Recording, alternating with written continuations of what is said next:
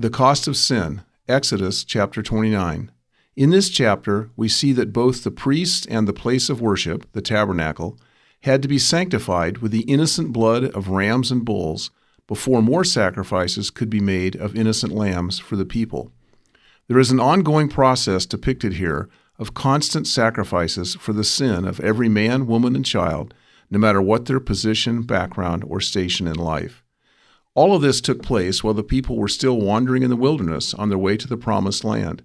As possibly upwards of 3 million people journeyed with God, there were these constant acts of sacrifice going on in their midst, with the slaughter of innocent animals and then the constant smell of the burning of their flesh. The people lived with a constant, ongoing reminder of the high cost of sin. All of this was necessary for the people to have any fellowship with God, because He is a holy God and can tolerate no sin in His presence, so it has to be atoned for. When the first sin was committed by Adam and Eve in the garden, God made it clear that the fig leaves they had sewn together for themselves to cover their nakedness and shame before Him because of their sin was not sufficient, and that the only acceptable covering for them in His presence was a new set of clothes, made and provided by God, of the skin from an innocent animal whose blood was shed for them.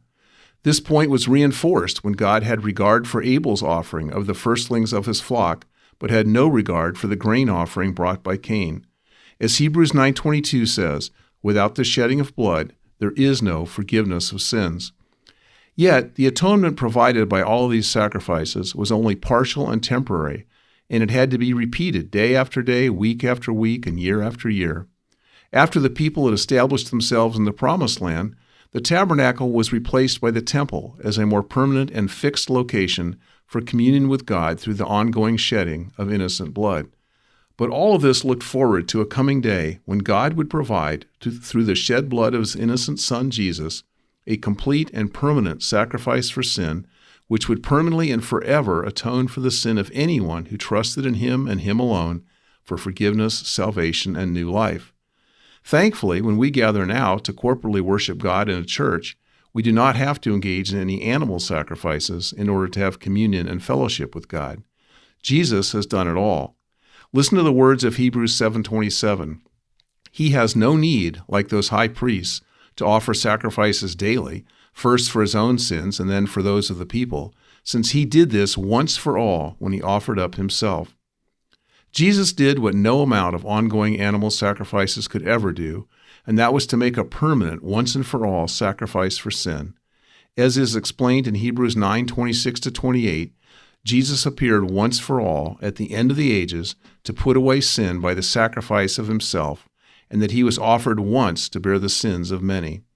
Because of this, He has secured for us who believe in Him what Hebrews 9:12 says is an eternal redemption. Since Jesus did it all, then any attempt by us to add any further sacrifices for the purpose of atoning for sin would be useless and unnecessary, and frankly an affront to God, since we would in effect be saying to God that we did not believe that the sacrifice of His Son Jesus on the cross was sufficient to pay for our sins. Now, this does not mean that we do not make sacrifices for God, but rather that they are now for a different purpose and with a different motive. Romans 12:1 tells us that we who have received the mercy of God are to present our entire bodies as a living sacrifice to Him. In the Old Testament, sacrifices were made in order to obtain a partial and temporary atonement for sin. In the New Testament, they are made in loving response to the fact that God has already fully and permanently done that for us in Jesus. The closing verses of this chapter show us God's purpose in all of this, which was so that He, a holy God, could be in the presence of His people and dwell with them.